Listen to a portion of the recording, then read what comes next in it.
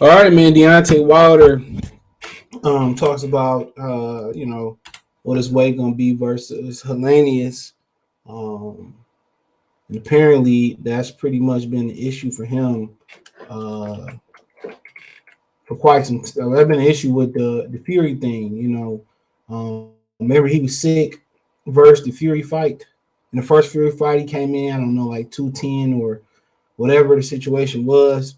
In the second fight, he put on more weight, which, like I said before, his best performance still was the first fight.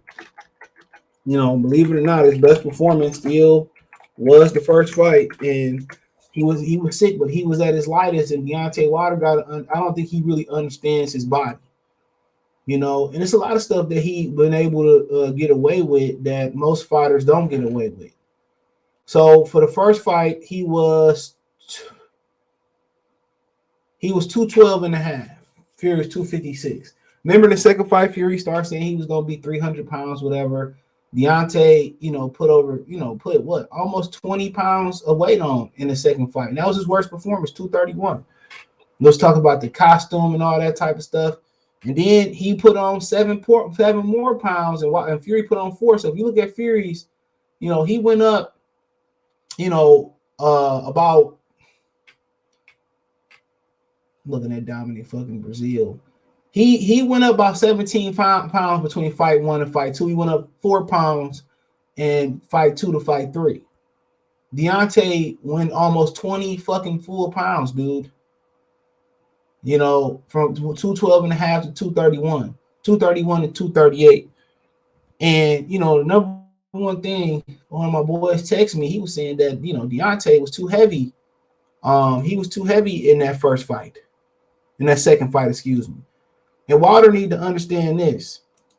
Your power generates from explosion, from the snap of your torso, like Terrence Crawford. So if you was going to put that weight on, you put it in the legs. Michigan got a running back named Blake Corn, right? I think they said he put on like 17 pounds of muscle. You know where he put the muscle at? In the legs. Deontay Wilder, whoever his strength and conditioning coach is, whoever he taking advice from as far as how to put that weight on, it was 100% wrong. He put all that weight on the upper body. All that did was take his most deadly weapon away, which is his speed. His power is generated by the speed and by the what he generate from the torso. Him and Crawford generate power like a slingshot from their torso on out. That's what y'all got to understand. That's where his power come from.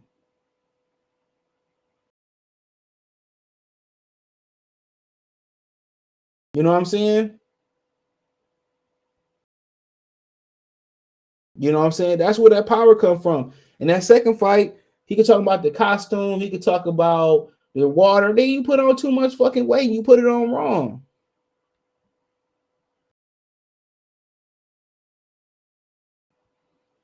You know what I'm saying? You know what I'm saying?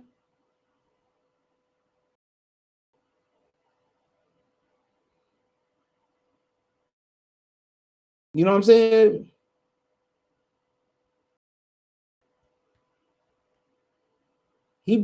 So but you can't put on that weight all on the upper. You put it in the legs, and then he said he like to do sprints. You got to run distance.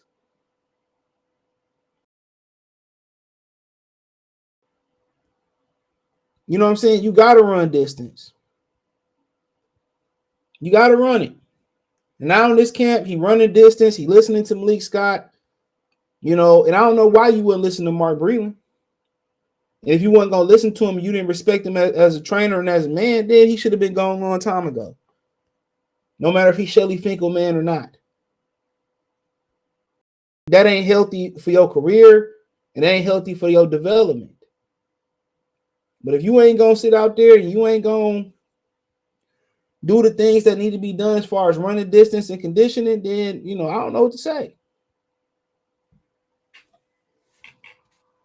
But he said, I felt a little sluggish, a little heavy in the third Fury fight. Will be in the 220s for the Helenius fight. Now, if you're wondering, like I'm wondering, real quick, Helenius came in at 258 versus Konaki. The second fight, 265 and 1/4 in the second fight, in the first fight. 236 before that, 236 1/4 versus Gerald Washington, 244 and a half. He's been as high at, my bad, I'm reading these weights all wrong. I'm sorry. I'm reading the opponent's weight. 246, 238 and 3/4, 235, 243 and 1/4 versus Washington, Gerald Washington, 247, 3/4, 235 and 3/4, 247, 248 and a half. So he's been as high as 262 and 1/4. You know, with the two Kalinaki fights, 238 and 3/4, 246. Deontay Wilder does his best work in the 210, in the 210, 215. You know, he don't even understand how his body work is crazy. How much potential he can have, he understood that. So he said the weight is not going to be what we worry about in this fight or the fights in the future, Wilder said during the virtual press conference Tuesday. He said, you know, we gained a lot of weight in the last fight just because of others' expectation of seeing my body at a certain way. You know, I was interested in seeing my body frame in a certain way as well. But at that moment in time, I go back to what I'm used to, what was comfortable to me and what's comfortable with my body frame. And that's going to be around maybe in the 220s, maybe under. Of course. Kind of remind you like when Tim Bradley was saying that that in the first Pacquiao fight, he read that Mike Tyson didn't wear socks in his championship fights or some shit like that. Dude, do what got you here. Don't be calling the 22, you know, faking all that shit. Do what got you here.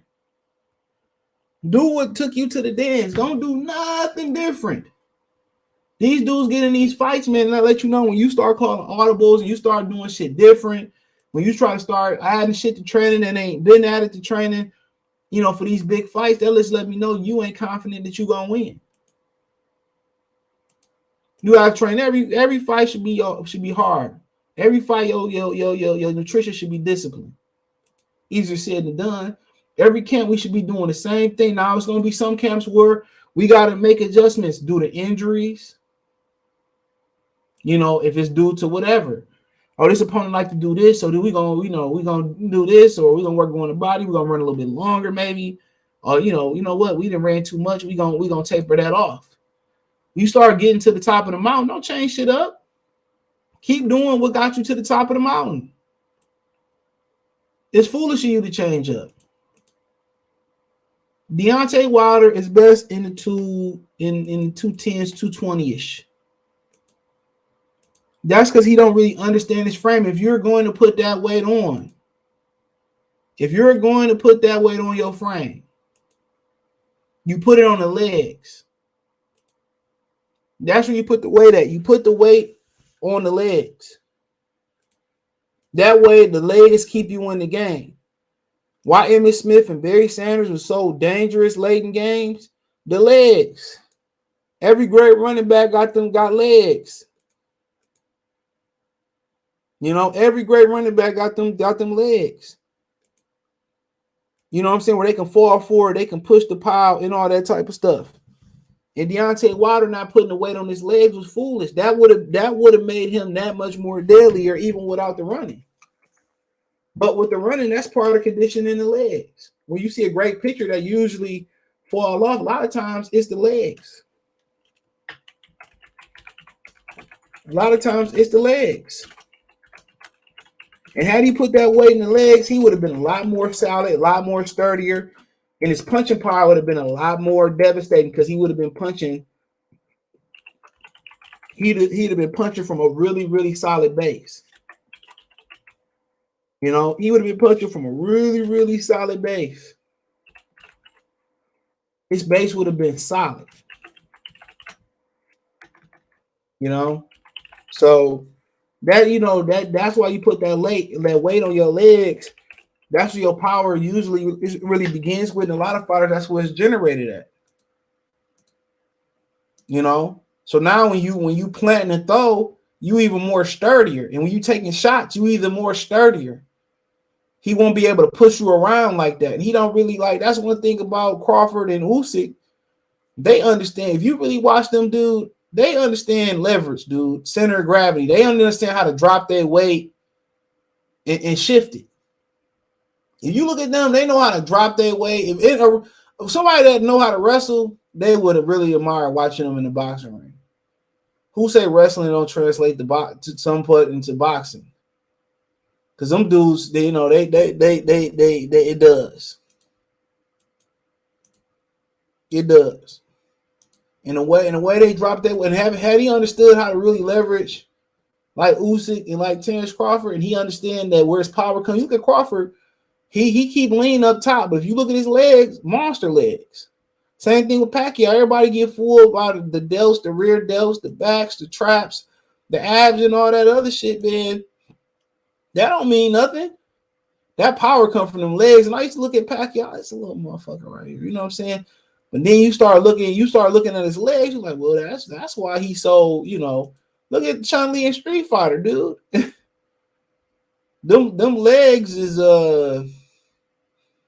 them legs is where it started and where it began at, boy.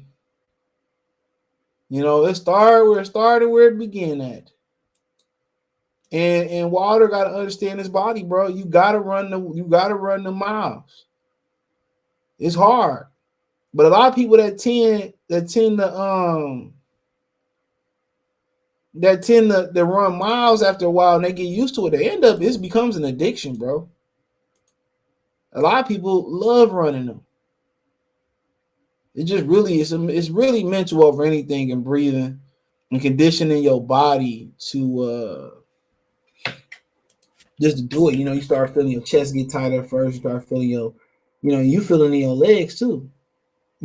You start feeling in your quads. It's just repetitious and conditioning is what it boiled down to. But he said, I felt a little sluggish, a little heavy, Wilder said. I mean, you got to understand, I've never been 240 in my life before, but it was an experiment that I wanted to try, and we did what we had to do and go do to get the weight put on there. That's experience up in the history books for me. So, the only way to become wise is to apply knowledge to life, and we've gained a lot of knowledge from now and from that. Now we know what to do leaning forward. Now, my thing is this, dude. You experiment versus niggas like Jared Washington, Robert Helenius. Maybe not in this situation because it's a big fight, but that's what you experiment with.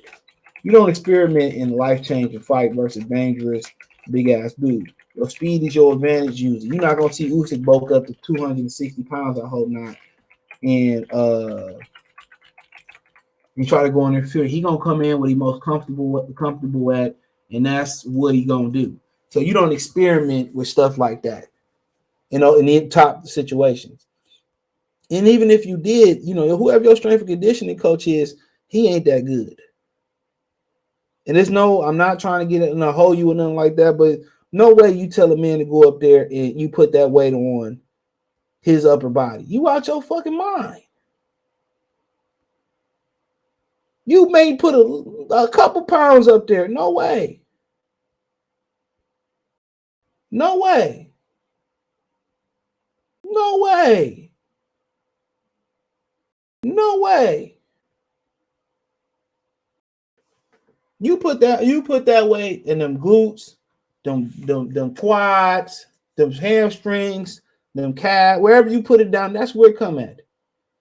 And that's crazy. Had he did that, man, he probably would have went all 12, honestly. In that second fight, he need to add that shit there too, being 231 that second fight. That hurt you. That was your issue. That's why you felt sluggish. The third fight, you was more prepared. You was more prepared in that third fight to gain some more weight, but it still wasn't the right move. Still wasn't the right move. That was foolish all the way around. But just my humble opinion. Let me know what you girls and guys think. Check out the heavyweight talk playlist, boxing news playlist. Thumbs up the video, share the video, subscribe to the channel. The subscribe button is the bell icon button. Hit all notifications, increase your chance of notification. We go live or drop video. Financially, want to support the channel? Cash App, $CJ Good 313, Venmo CJ Good 313, PayPal link in the description. Shout out to Gary Benson for donating to the channel. Let me know what you think in the comment section. Don't forget, hit the link tree. Find me on Twitch, Twitter, Instagram, Spotify, Anchor, Cash App, Venmo, PayPal, the whole nine. Appreciate the love and support. One time, Goodfella TV. Let me know what you girls and guys think in the comment section. A wider takes on Robert Helenius on PBC, Fox pay-per-view next weekend, October 15th. Best of luck to Wilder. Peace.